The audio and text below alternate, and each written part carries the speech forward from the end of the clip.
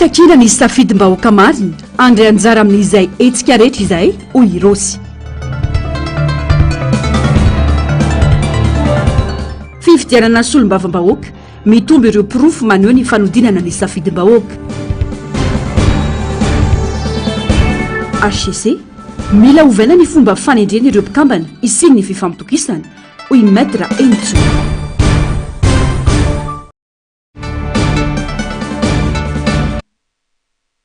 Alakamisy 13 Jona 4 manatitra ny arabatongo kilasy tongavy tonga soa indray ianao tanatin'izao fotoana ny fampahalalam-baovao izao amparajana sy ampitiavana no alasakanao naraka ny antsipirim-baovao hatramin'ny farany. Vaovao makasika ny raharaham-pirenena avy hatrany miantso ny firaisan-kina tsy emotra ary manamafy fanohana ity vovonana ity ny anivon'ny RMDM androany manoloana ny fametrahana ny komity miaro ny safidim-bahoaka na ny KMSB miantso ny malagasy ihany koa amba amondrina ny hery ao anatin'io komity io azona miaro ny safidy izay tena natao ny olom-pirenena teny anivon'ny distrika rehetra teny. Germain Nomenjanary sy Mano Randria Malalo mitatitra ny antsipirim-baovao. Tsy azo ekena intsondry ny fandikan-dalàna miompampana ataony fitondrana amin'izao hoy ny teo anivon'ny RMDM. Distrika maro manerana nosy no tena terena anaiky ireo kandida akaiky ny fitondrana isy olo tena azy ireo eny anivon'ny antenimera-pirenena na dia tsy nofidiny izy ireo aza. Izany indrindra no tokony homanana malagasy satria azo antoka fa mbola anohiny fanaony hatrany ireo mpitondra. Mila mijoro ny isaky ny distrika ametraka mazava amin'ny fanjakana fa azy ireo ny safidy fa tsy any senihy na ny HCC na any fitondram-panjakana. Efa misy raha teo ny fametrahana ny komity natao hiaro ny safidim-bahoaka koa tokony ifototra amin'io avokoa ny sainy malagasy ho fiarovana ny safidy isaky ny distrika ho hiatrany ny fanazavana. Manoana ny firaisan-kiny izahay ho hiatrany ny RMDM. Rehefa tsy manao ny mpitondra amin'ny lalàna nomeny mpitondra azy manao ny vahoaka izay tompony fahefana ary zahay miombo-kevitra amin'ny fandraisana fanampahan-kevitra raha isy ny firaisan-kina hiaro ny safidin'ny vahoaka malagasy tsy anaiky lembenana. Ary mampirisika ny firaisan-kina zahay tsy emotra mijoro ianareo tsangana ianareo fa vonina hiady miaraka aminareo zahay hiaro ny safidin'ny vahoaka malagasy fa tsy hoeketsika ny fanaovana tsy fandikan-dalàna lava eto amin'ity firenena zao tsy misy olo anaiky an'izany fa diso tafahoatra loatra le tsy fahamarinana atao eto amin'ity firenena ity. Ilaitsika ny manao fahamarinana ho fandrosoana nyty Madagasikara ity ka izay le anohananay hoe mijoro sahy fa tsy hoe hitsangana fotsiny koa fa joro rangahy dia sahy raisy ny fanapahan-kevitra tairo fa tairinay koa. Mila sahy mandray andraikitra ny malagasy raha tsy izany dia ambakay ny fanjakana lava eto foana. Efa tsy endrika fanjakana tsy tandalana intsondry no misy eto fa didiny besandry sady fitondrana lohamboto ho hiatrany ny RMDM ho potika tanteraka ny firenena raha izao no mitohy hoy ny fanazavana. Manohana ny foto-kevitra ijoroan'ny firaisan-mony-pirenena mitaky ny fanafoanana ireo vato azo ny kandida izay nanaovan'ny filoham-pirenena fampelezan-kevitra any anivon'ny Rodibeny Mpanohitra na ny RMDM nambaran'izy ireo fa mitaky firaisan-kina amin'ny vahoaka malagasy ny famongorana ireo tsirefesy mandidy ka milaza azy ho ambony lalàna eto amin'ny tany sy ny firenena fanadihadiana. Tsy nahavitany andraikitra napetraka tamin'ny voamera-pirenena maleo tena misahana ny fifidianana na ny senihy na ny mpanohitra na ny tsy miankina na ireo kandida miaraka amin'ny fitondrana dia samy menomenona avokoa fa betsaka ny tsy fahatomombanana ary feno osoka ny fifidianana ho solombavam-bahoaka natao farany teo. Noho izany takina ny anafoanana ny vatoazon'ireo kandida akaiky ny fitondrana tany amin'ireo toerana izay nampisehoana miariary sy ny tsy fanaran-dalàna toy ny toerana izay noteteziny filoham-pirenena nandritra ny fampelezan-kevitra hoy ny teo anivon'ny RMDM androany. Ny président république moa dia nanao nataony nanao propaganda jusqu'à le 27 ny teto faritany nefa raha ny lalàna eto amin'ity tanysika zany tsy nanisakisaka lalam-panorena izy dia tokony hamoaka didy koa ny ACC hoe tokony ampesena ny président république satria nanisakisaka dia lalàna verina eto Madagasikara tokony ampesena izy tokony ampesena izy satria nanisakisaka ny lalàna zany tokony ampesena izy satria verenana ndray fa vazaha izy kasi miraharaha lalàna lalàm-panorenana malagasy izy da nataonatao izy de tokony foarana daholo zany ny vaton'ny fanjakana kandidat-panjakana tamin'ireny andalova reny zay manona ny foto-kevitry nataony safidy zany ny RMDM tokony amona ary tokony ampiasaina ny président république zay tokony ditavoaka ny ACC hoe ampiasaina anao satria nanisaka esclarapandraina zay ngamba pasteur ny azaty aminazy aty zay manao gazety no satria zamo zany no nitazona ny RMDM nagnaraka maso ndraha raha-pirenena teto fa pasteur tany Tuliara zay no hitako conclusion ny fifidianana tokony ravanina ACC ny fifidianana député satria nahita sy fimbadana daholo sy tombadana daholo na ny andany na ny indépendant ny mpanohitsy na ny fitondrana ka fifidianana fenotsiko zany tsy mety ko ny firenena malagasy. Tsy marina ny filazana fa maleo tena ny génie ho hatrany ny RMDM profo miariary ny zavatra nitranga atao Toliara voalohany nandritra ny fampelezan-kevitra nandritra ny androm-pifidianana ary taoriny ny androm-pifidianana ho hatrany ny fanazavana. Ny candidat-panjakana manao fampelezan-kevitra amin'ny kana gendarme tao Toliara mijery fotsiny seny tsy misy lalàna momba zany ao miseny mijery fotsiny ny candidat-panjakana mamory ny membre-seny isaky ny bureau de vote tao Toliara tsy hitanao ny réaction seny ny candidat-panjakana mamory ny chef pokotany rehetra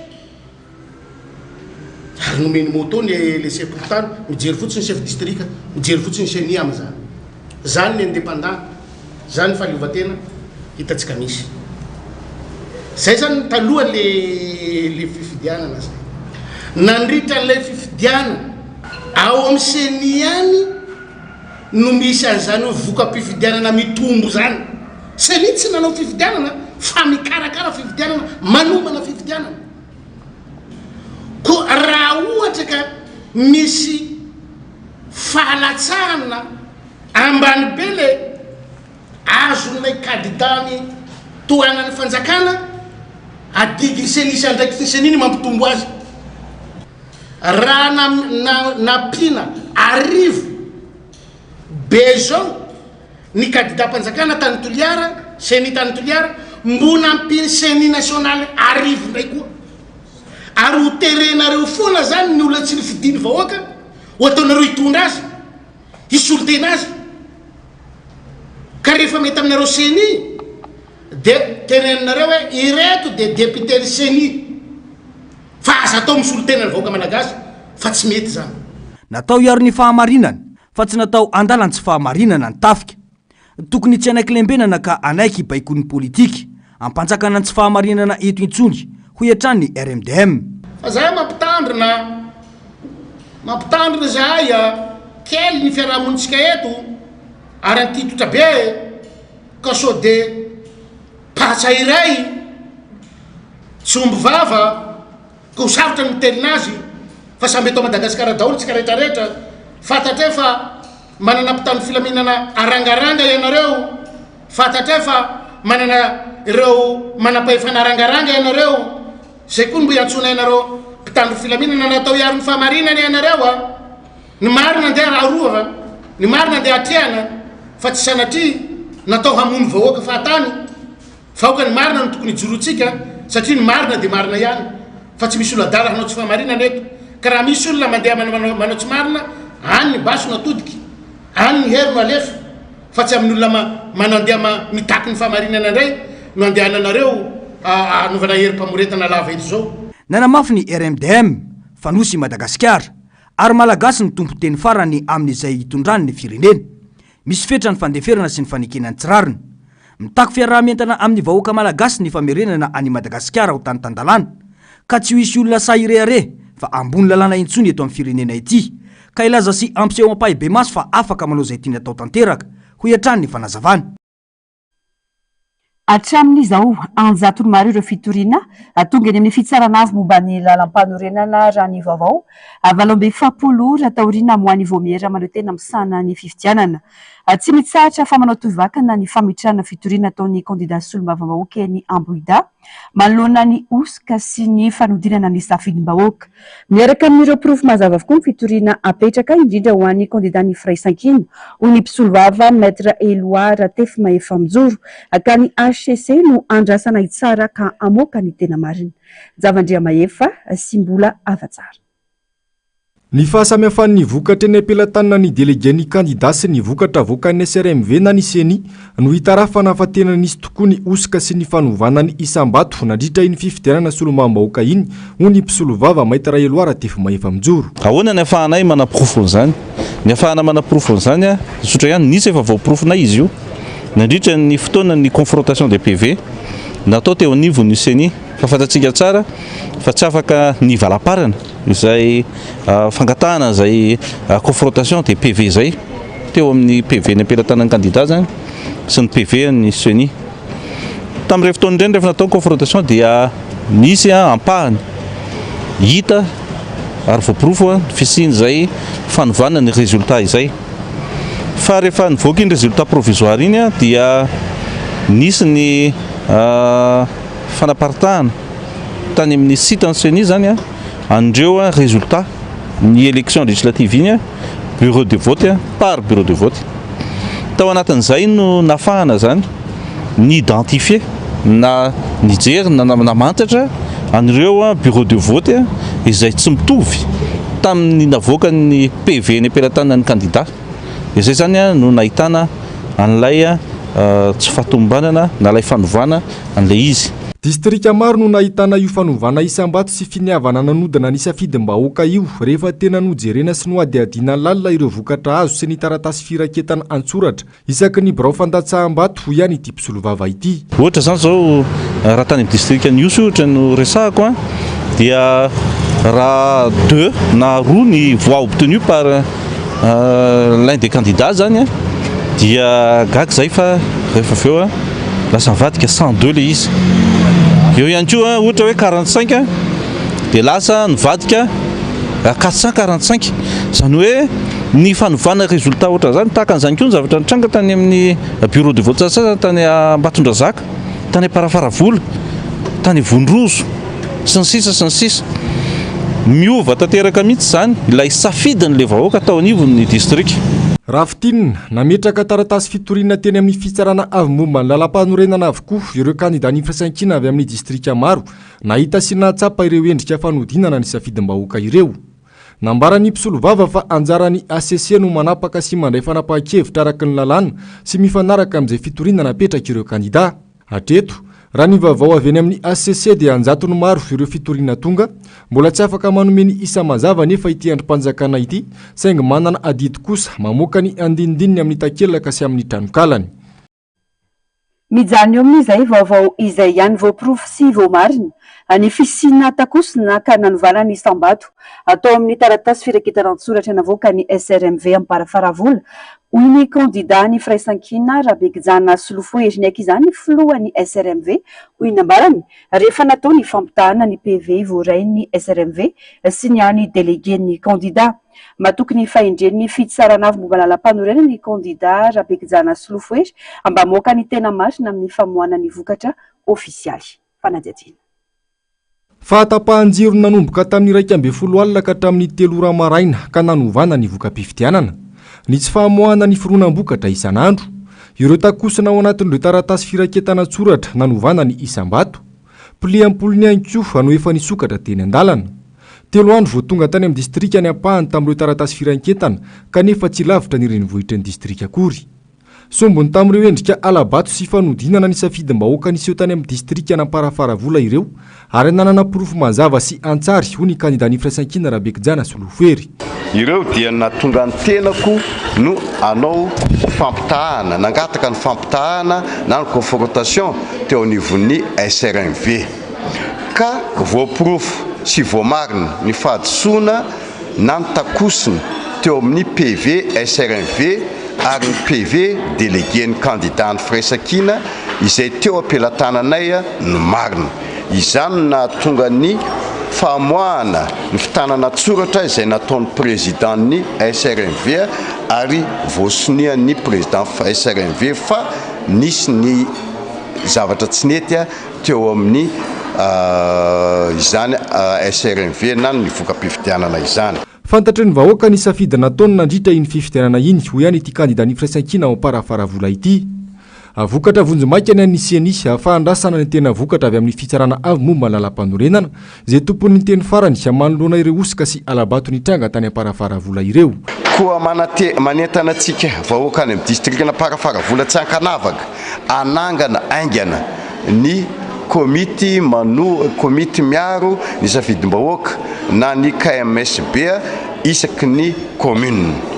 Koa dia miantso ny ACC izahay mba hijery akaiky sy amoaka ny voka-pifidianana marina tany amin'ny distrikna parafaravola. Nametraka fitoriana teny amin'ny ACC hano ireo tranga ireo moa ity candidat ny firaisan-kina ao am-parafaravola ity ary matokony ACC amoaka ny tena safidim-bahoaka marina.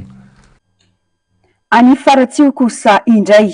voatazona amin'ny tobin'ny Zandary an-tany Menakely Antsirabe ny olona roa misana ny fikirakirana niaraka azy mirindra ho Faratsio nanomboka alina mbola misy roa hafa atao fanadihadiana amin'ny komina Faravohitra Faratsio raha ny fampitam-baovao. Ny taona olona tsy fidy ny zaravola ary nanaparitaka bileta tokana no ampangana azy ireo raha ny vaovao. Hatranga izay mampametra-panontaniana ho ny solitena ny roapolona any amin'ny distrikt iny satria tsy misy pirofo mivaingana ary ahina ho misy ambadika hafa. Nilaza ihany koa ny seny foibe fa tsy mitaza-potsiny fa andrainy andraikitra manoloana ity tranga ity. Fanadihadiana eo amin'ny sary serindrantsary ny Mathieu Prince. Olona iray avy ao Vinanony miampolona iray hafa avy any Ramainandro sy mpikambana iray avy ao amin'ny stade ary solitena ny firaisan-kina ao amin'ny stade iray ireto olona atao fanadihadiana makasika ny fifidianana solombavam-bahoaka atao Faratsio ireto. Notazonina ao amin'ny tobin'ny Zandary an-tany Menakely Antsirabe ny roa tamin'ireo olona ireo. Nizara vola ray alina ariary tamin'ny fokotany roa samihafa tamin'ny androm-pifidianana izay no vesatra hiampangana ilay rangaray.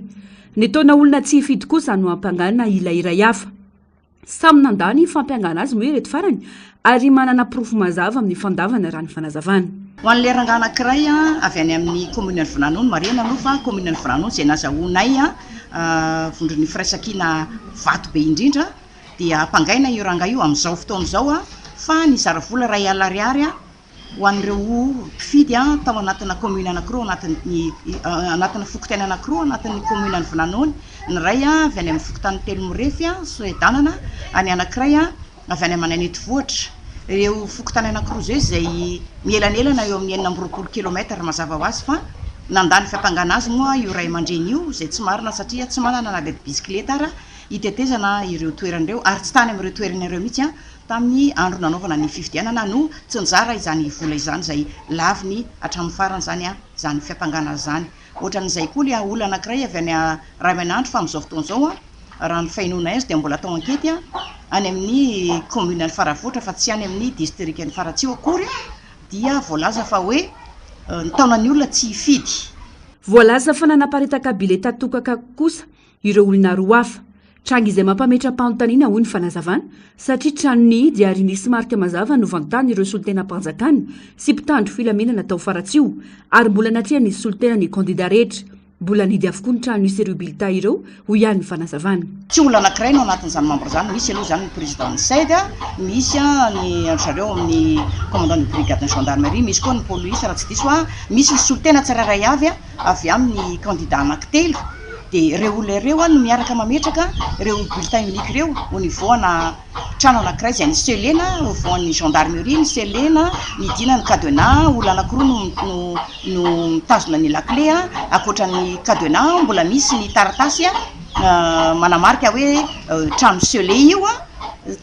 io dia tonga ny apitso miaraka mamoa daholo ny rehetra zany manao constat hoe tsy nisy nietsika ty trano nihidy ty. Dia ao aorinan'izay miaraka manatanteraka ny asa indray izy rehetra ireo amin'ny fizarana ny anjara ny commune tsirairay avy ireo bulletin unique ireo. Dia atao anatin'izay zavatra rehetra izay no voalaza lazaina fa ny ampangana any monsieur Marcelin membre ny CENI sy Andrianirina Albert représentant ny candidat Ramilson ny Menjanahary. ahina ho misy trangafo ambadika ity raharay ity ho nisy olo-tena ny roponina ny faratsio komina roa anisana zony kandida mily vatobetsaka ireo lazaina afa nisy fandikan-dalàna ireo ary tsy misy profo mazavakory ka tao anatin'ny ramainandro a sivinano kominy vinanony a no nandresena ny kandida firaisakina larana fahatelo tany amin'ny district amin'ny faratsio tao zany komina anakenina zany ny tena nandresena de ny telo no nandresena zareo fa firy ny komina faratsio komina zany hoe enina amby sivy zany a no nandreseny firaisakina ny anazy telo amby sivy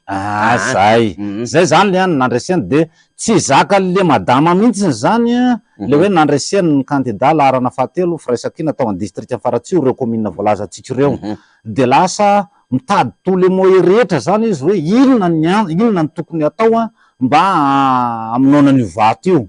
nefa le izy a tsy mivahoaka tsy anaiky an'izany mihitsy mivahoaka zay komina lazaitsika amin'ny rahalahy io hoe komina vinanony sy ramainandro tsy anaiky an'izany satria hita mihitsy ny hoe fahamarinana tsy mitaza-potsiny manoloana ity raharay ity ny seny foibe raha nambara ny mpampaka teny voalohany nakapisolo vava hiaro ireo voriroa eo anatria ny dingana rehetra izay andehana ny raharaha ny seny raha ny fanazavany nanamafy ihany koa izy ireo fa tsy mitsabaka amin'ity raharaha ity ny seny satria efa ny amin'ny fitsarana ny raharaha omba ity raharaha ny faratsio ity dia manamarika ny seny foibe fa efa nisy ny fakana manampaizana manokana amin'ny lalàna pisolo vava izany hiaro azy eo anatrehan'ny dingana rehetra zay ny andehanany zao raharaha izao na izany dia mareny seny foibe ihany koa fa ny seny foibe dia tsy mijery ary latava ary tsy manao ny bato mafana raha misy sanatria ny solafaka raha misy sanatria nandika ny lalàna velona dia tsy miaro izany mihitsy ny seny fa iverina ny fanjakana tandalàna dia ny fitsarana irery ihany no manana ny fahefana handanjalanja sy ametraka ho zava-dehibe ny fampianana azy tsy aivina mitarika vonjomaiky amin'ny sambato 527 ira 1100 andriamampiona nomezana ary avy amin'ny firaisan-kina raha manana sambato 7 kosa ilalatsiny arakotondrazavy avy amin'ny vovonana irmary raha ny vokatra vonjomaiky navoaka ny seniny talatalasa teo tranga izay ina ho misy ifandraisany amin'ity fisamboran'olona ity ho ny faneo-kevitra samihafa raha ny fantatra moa dia hiakatra eny amin'ny fitsarana avy momba ny lalam-panorena ny mily mahakasika ny raharaha-pitsarana izay tory ny kandida mpanjaka anazy izay afaka atrihany be sy ny maro rampitso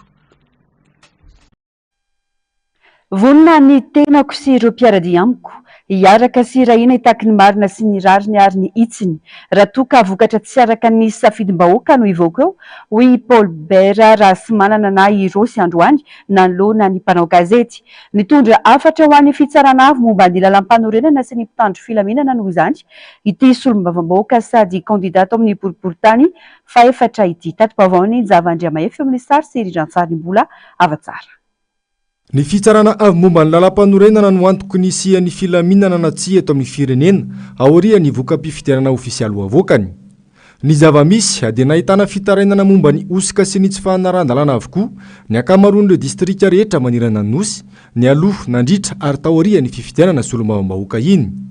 zony nitsirairay ny mitaky ny zony sy ao anatin'ny demokrasia ary tsy maintsy iray feo sirahina avokoa ireo rehetra niara ny fanodikidonana ny safidim-bahoaka raha toka tsy mitsara araka ny tokony ho izy ny fitsarana avy momba ny lalam-panorenana ho ny solombavam-bahoaka Paul Bera raha sy manana na irosy fifidianana solombavam-bahoaka tia eraky Madagasikara fa menomenona daholo ny zavatra hitranga dia irahina reo olona rehetrareo hiaraka hitaky ny zava-marina raha ohatra ka tsy marina ho ana mivoaka eo za zany tsy mbola mitsara androany tsy miteny izany lany izany tsy lany fa miteny fa tsy nisy tsy ara-dalàna tao dia miandro ny valim-pitsaran'ny ACC zay raha mandeha amin'ny laoniny io a dia milamina ny tany sy fanjakana tsy mandeha amin'ny laoniny io a dia andray anjara feno tanteraka amin'izay hetsika rehetra eto amin'ny firenena ny tenako manokana sy mpanaradia hitaky ny marina ny rariny ny hitsiny eto amin'ity firenena ity miantso a dia nyzao a ny zandary miaramila ny polisy nareo arbitre nareo miaro institution nareo fa tsy miaro olona alao andeha ny fihetsiketsehana dia nareo manao encadrement tsisy animba zavatra eo tsisy amon'olona eo tsisy aninina eo fa hitaky ny zony feno reo rehetra na tsy ary vohitsakitsaka ny zony meo ny itinéraire zay mikarakara ny famorim-bahoaka nareo mikarakara ny filaminana de aloha hiteniny olona zay ihany no angatahako zavatra isy eo de ikambany reo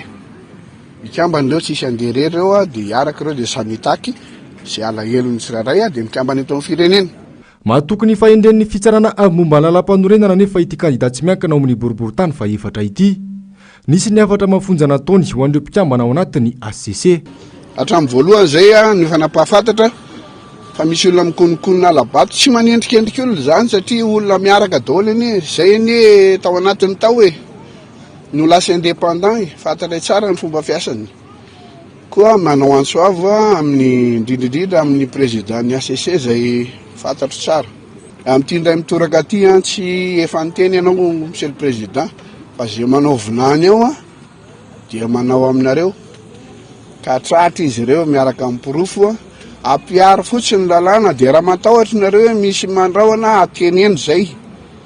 fa hainay zany hiaro anareo vitanay zany hainay zany. Eto zany de mametraka tanteraka ny fitokisanay ny ACC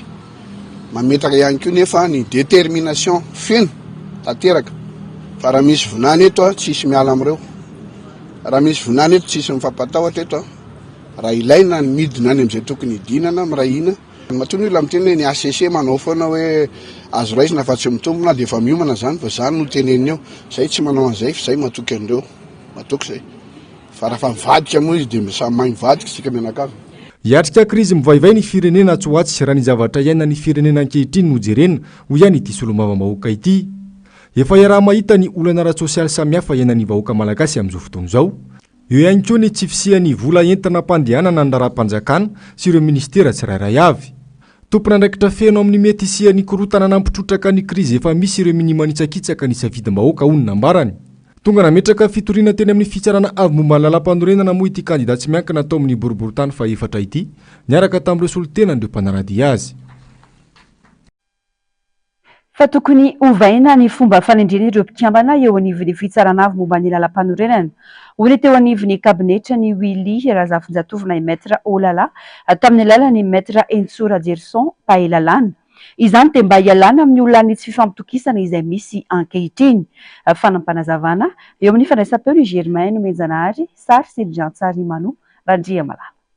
Tsapany tsy fisina intsony fifampitokisana eo amin'ny rafi-pitsarana ACC sy ny mpanao politika ary ny vahoaka malagasy.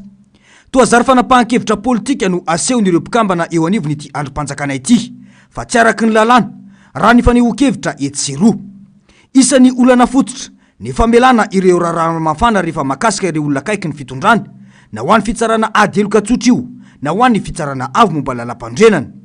Javanyseho ary hitany rehetra ohatra ny fiparitahana bilety feno osoka tetsy amin'ny boriboritany faefatra nandritra ny androm-pifidianana. Fanita zany dia misy tokoa ny fitongilanana raha tsy tentsika raha iny anivon'ny fitsarana zao ny didim-pitsarana izay mampametra-panontaniana be dia be, ny dossier mafanafana izay hoe rehefa misy olona ambony akaikikaiky fitondrana ny ao anatin'le izy dia zara ohatrany hoe tsisy toyan'le izy. Raha tsy teny fotsiny koa tsika hoe reny olona tratra niaraka tamin'ny karapanondro osoka be dia be izay efa nifandroritahan'ny olona teny an-dalana mangingina fotsiny momba nireny resaka ireny ka mampametra-panontaniana. Normal ny olona raha mametraka fanontaniana hoe sao dia mba tsy izay kosa ny tokony ho izy, sao dia mba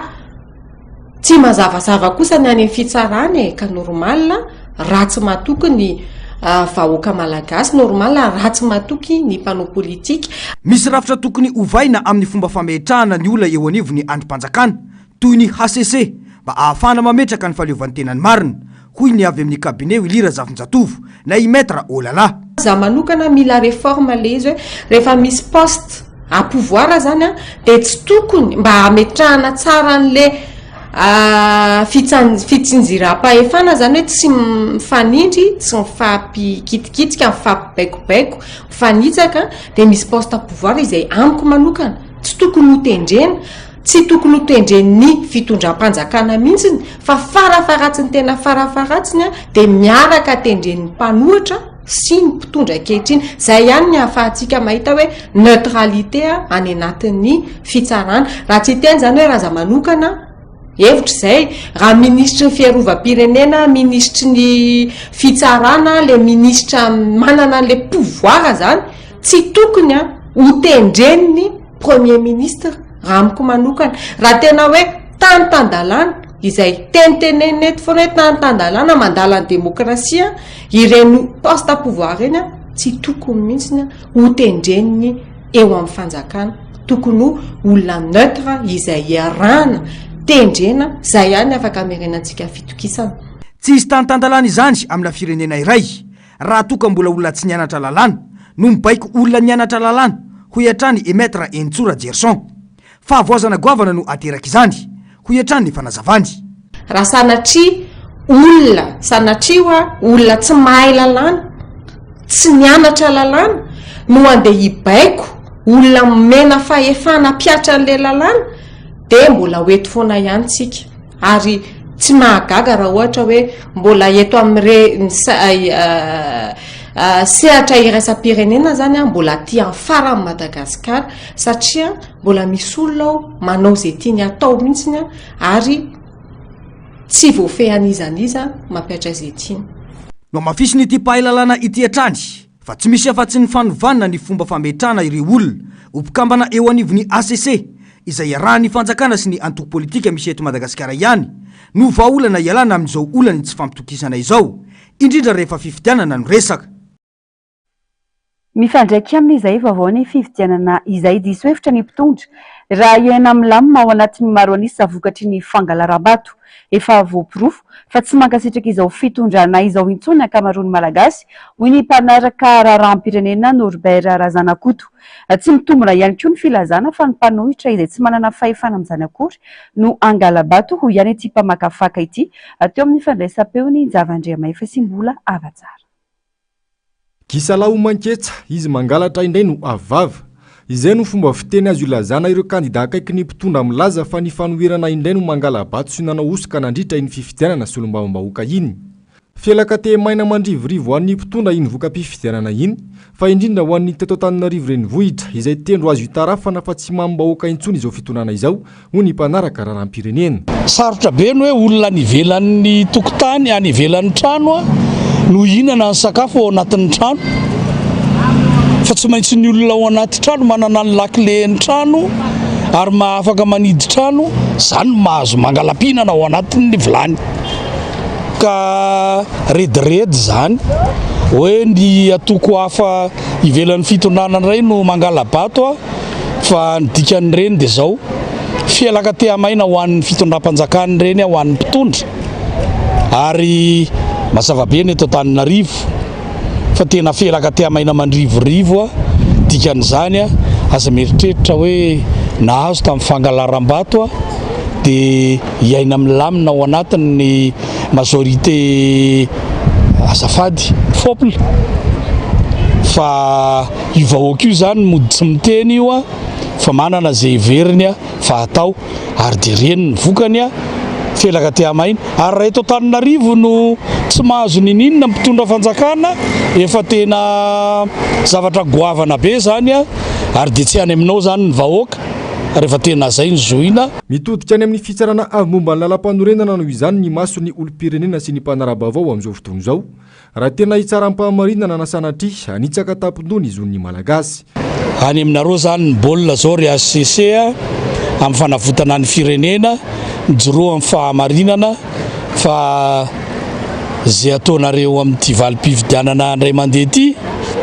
dia ho tsarain'ny taranaka faramandimby ary dia ho adinina amin'izay zavatra mety mitrangy eto tena hijoro amin'ny fahamarinana marina ary hitsara n'ireny fandikan-dalàna généralisé reny fanitsakitsahana lalam-panorenana sy lalam-pifidianana généralisé reny ka raha ireny korotana généralisé reny no amafisina samarin'ny ACC dia lasa fahantrana généralisé koa ny eto Madagasikara dia ngamba tsy tokony ho tonga any amin'izany Lafim-baovao hafa tanteraka kosa indray 5 sy 4 tapitrisa ariary no fantatra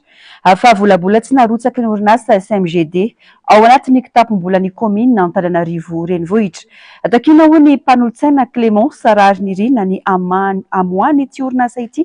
sy ny komina ny olana rapitsipitsy ny voalaza fa antony miteraka ny tsy fahatongavan'ny vola io ao amin'ny CUA. No mafisiny ihany koa fa tokony iverenana jeniany eo alohan'ireo mpanolo-tsaina ny momba ireo orinasa munisipaly satria miteraka olana ho an'ny komina Antananarivo fotsiny. Fanadihadiana. Lany rorany teny ary mbola nampatsiany filohan'ny délégationna manokana mitantana ny komina Antananarivo renivohitra izay mpanolo-tsaina fa tsy mitondra soa any Antananarivo ireo orinasa munisipaly natsangana toy ny SMA sy ny SMGD. Hoy ny mpanolo-tsaina ny tanàna Clémence Rariniry. Ho an'ny SMA manokana nahatsapa ireo mpiasa fa milamina kokoa izy ireo raha mbola teo ambany fiadidiny ny ministera. Ny tena olana dia fitaka bevavany natao tamin'ny mponina n'Antananarivo momba io resaka fako io ho hatrany ny fanazavany. Dia mbola manamafy foana ny fitakiana hatramin'izay amin'ny hoe tokony foanana daholo ny fifanarahana ny raha commune tamin'ireo société municipale ireo no ny antony tsotra be satria tena tsy nitondra soa ho an'ny tanàna Antananarivo sy ho an'ireo rafitra samihafa izay nametrahana izany société izany mihitsy izy ireny. Raisitsika manokana mikasika ny SMA isan'andro isam-bolana izao hatramin'ny andro ny be ny tanàna teo aloha ka hatramin'izao andro ny PDS izao dia fitarainana lava reny no ataon'ireo mpiasa ny amin'ny tsy fisitrahana ara-potoana ny karama ary tsy vitany hoe tsy fisitrahana ara-potoana fotsiny fa ny fahapotipotehan' ilay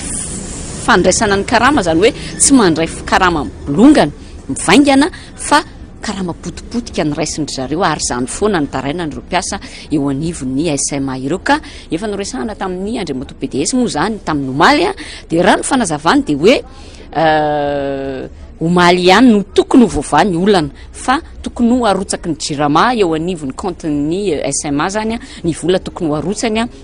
amin'ireo facture ny jiro sy rano moa zany izay raisin'izy ireo izay alohan'ny vahoaka zany ny vola alohany amin'ny alalan'ny facture lokaloka nataon'ny be ny tanàna nainandray tsy tohaina tamin'ny vahoaka n'Antananarivo ny hoe aleo iverina amin'ny commune ny fitantanana ny fako. Za manokana dia makasitraka an'izay aleo iverina amin'ny commune fa tsy hoe aleo iverina amin'ny commune kanefa ny rehefa aveo omena orinasa munisipaly indray ilay fitantanana le fako fa io zany tokony averina madiodio amin'ny commune urbaine Antananarivo na ny fitantanana ny fako na ny kirakirana ny resaka arabola rehetrarehetra eo anivony zany commune urbaine Antananarivo izany. 5 sy 2 tapitrisa ariary ny volan'ny commune giazany orinasa SMGD amin'izao fotoana izao. Raha ny fanazavana dia olana amin'ny dingana fandrotsaham-bola no antony mahatonga tsy fahatongavan'io vola io ao amin'ny kitapom-bolan'ny commune Antananarivo. 4 taona izao dia tahaka izany foana ny fomba fiasa amin'ny fitantanana ny tanàna Antananarivo ho hatrany i Clémence Rariniry. Tany ambolohany no lazaina fa hoe mitetehiny andalana ny volan'ny commune ary nambara mazava tamin'ny mpanolo-tsaina fa misy mangalatra ny mpiasan'ny commune. Ankehitriny nefa dia izao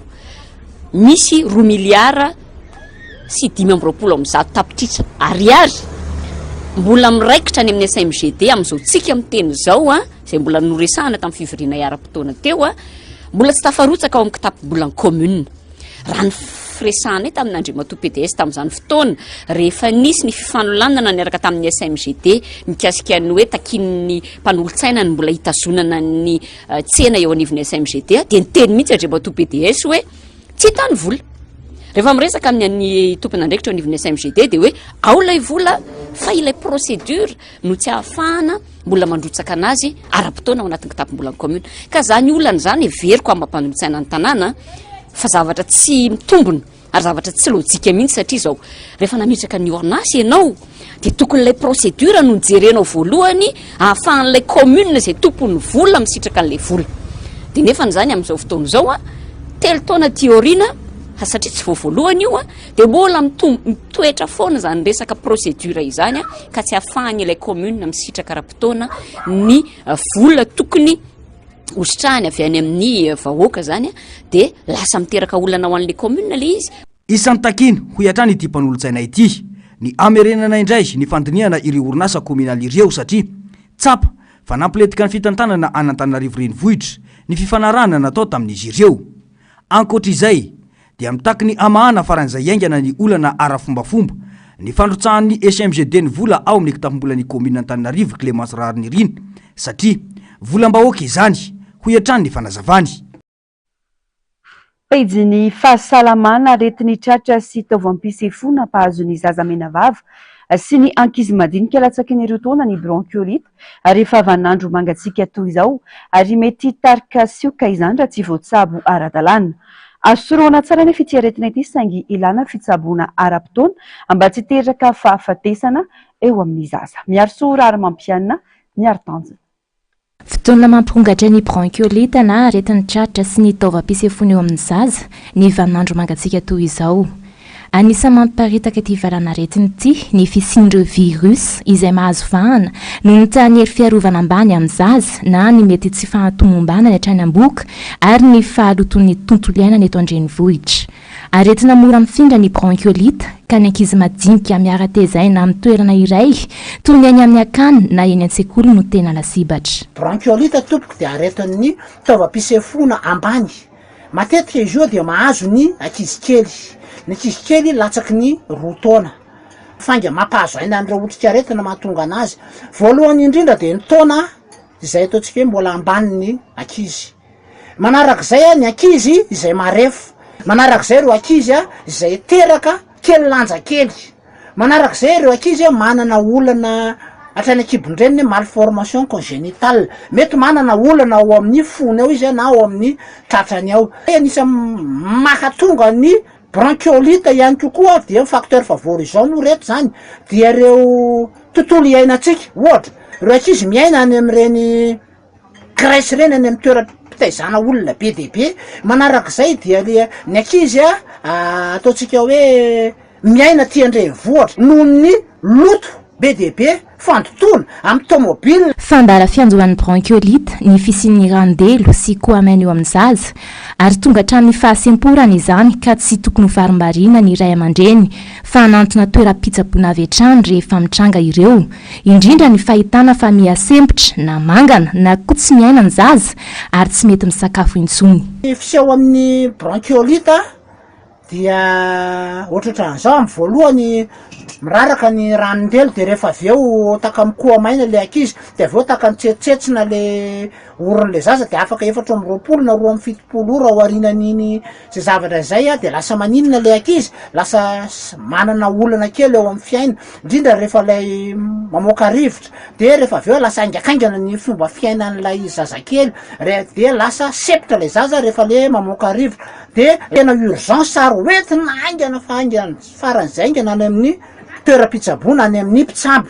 Voalohany rehefa manomboka tsy mety mihinan-kanina na tena tsy mahinan-kanina intsony lay zaza. Manarak'izay mety tsy miaina intsony manao apnée. Manarak'izay mety aingakaingana be fiainan'ny lay zaza. Manarak'izay mety tsemotsemoka lay zaza dia mety ho mangana lay zaza. Manarak'izay me manomboka tsy mahazoazo aina izy dia farany tsy mahatsiaro tena. Koa kasi sery noho ny anjohan'ny aretina nahazo ny zanaka ity renim-pianakaviana ity kanjo sepitra ka nampidirina hopitaly ary efa mihatsara ny fahasalaman'ny zaza ankehitriny. Zay tsy nalalao voan'ilay bronchiolite izy raha tsy taty fa mikokoaka dia voan'ny sery dia avy ohatra sepitsepitra kely le zaza dia tonga taty zay dia nataony radio dia hoe zay no nahazo anazy hoe bronchiolite. Ao amin'ny hôpitaly amin'ny réanimation nanomboka tamin'ny herinandro tamin'ny talata zao nandeha nanay taty dia le bronchiolite efa sitrana fa nanao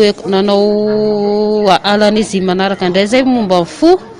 dia manana retim-po le zaza dia zay zao manataraka anay ity fa raha le bronchiolite mora tsaboana tena nisy fa tsy hoe nisy ihany satria nanao an'ilay échographie manao échographie fotsiny zao enina tsirahetsy plus ny frais en ambulance efa tena volana nanay tato. Tsy mora ny fiantrianan'ny bronchiolite ho an'ny ray aman-dreny, indrindra amin'ny faharetan'ny fitsaboana sy ny volalany amin'ny fikarakarana ny marary ka aleo misoroka hatrany. raha vao miandony aretina dia mila manantona tompo-pahasalamana avy hatrany. Ilaina raha maso akaiky ny zaza voan'ny bronchiolite satria mety tarika fahaseporana ary iombo ho lasa soika izany raha tsy voatsabo tsara. Noho izany ilaina indrindra ny fitsaboana azy eny amin'ireo hopitaly natokana ho an'ny zaza sy ny ankizy toy ny eny Tsaralalàna, Befelatanana na koa eny Ambomiandra. Amaranana ny fampahalalam-baovao ny maresaka avy any ivelany. Miaina fanamberitana any Grèce amin'izao fotoana izao. Ity no hafanana lehibe voalohany nitranga tamin'ity taona 2024 ity, raha tamin'ny Jolay 2024 kosa no farany isin'izany atao antoerana Tokirazafin-Dranovina Andry Rakotomala. Nananika ny 3 degré ny maripana tao Grèce sy amin'ireo faritra maro tamin'ity alakamisy ity raha ny voalazan'ny mpamantatra ny toetrandro any an-toerana. Nandray fepetra i Athènes amin'ny fiatrehana izany hafanana tafahoatra izany. Na ato avokoa ny fampianarana an-tsekoly any an-toerana. Nikatona ihany koa ny site archéologique Acropolis iray any an-toerana izay toeram-pijitian'ireo vahiny ka nampikaikaika ireo mpitsidika izay efa nahavita tapakila mialoha noho ny fikatonana tampoka tamin'ny toerana io kanefa tsy nisy ny filazana mialoha. Tamin'ny herintaona no niatrika ny onjana hafanana lava indrindra teo amin'ny tantara ny Grèce izay niteraka ahitran'ny goavana ihany koa ary ala 5,7 hektara sy tamin'ny fambolena ny kila forehitra tamin'izany. Nanao antsoavy tamin'ireo mpitsabo rehetra ireo tompon'andraikitra ao Athènes tamin'ity herinandro ity mba hanampiny ireo mpitsabo tsy miankina ireo mpiasa ao amin'ny hopitaly ao Grèce ary mba hiparitaka eraky ny renivohitr'i Grèce. Nanapa-kevitra ny komin'ny Athènes fa nitratra ny orana fisokafan'ny fiobe mpiara-monina ahafahan'ny olona mahita fitsarana amin'ny toerana misy rivotra. Tapitra ny fampahalalam-baovao tombo kilasy tombovavy mankasitraka anao nanaraka izany hatramin'ny farany. Warainao misesy izao kosa ny fandarana Global News ary ny arovako ny safidiko ny tenako mametraka ny veloma mandrapitafa tombo kilasy tombovavy.